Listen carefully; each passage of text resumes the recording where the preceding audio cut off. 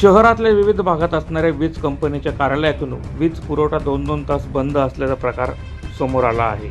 अशातच पवित्र असा रमजान महिना असल्याने वीज पुरवठा तात्काळ सुरू करा अशा मागणीचे निवेदन समाजवादी पार्टीच्या वतीने वीज कंपनीला देण्यात आले आहे।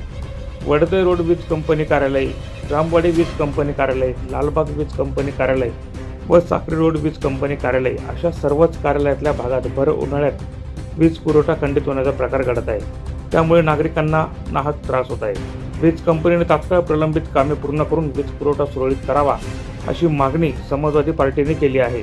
या प्रसंगी समाजवादी पार्टीचे माजी नगरसेवक अमीन पटेल, आसिफ मंसूरी यांच्यासह पदाधिकारी मोठ्या संख्येने उपस्थित होते।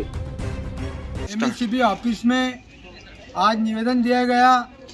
आज़ाद नगर, वडजई रोड, हजार खोली, मौलवीगंज, मिल्लत नगर, मच्छी बाज़ार, पूरे शहर के अंदर गर्मी लगने से पहले रिपेयरिंग का काम होता था, मगर इस साल एमएससीबी अधिकारियों ने रिपेयरिंग का काम नहीं किया।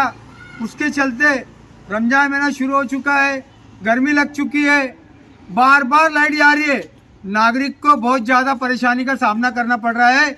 इसीलिए आज हमने साहब को निवेदन दिया, एमएससीबी अधिकारी साहब को, और हमको वादा करा गया कि 8 दिन के अंदर आपका काम शुरू हो जाएगा, मगर अगर ऐसा नहीं होता है तो हम तीव्र आंदोलन करेंगे।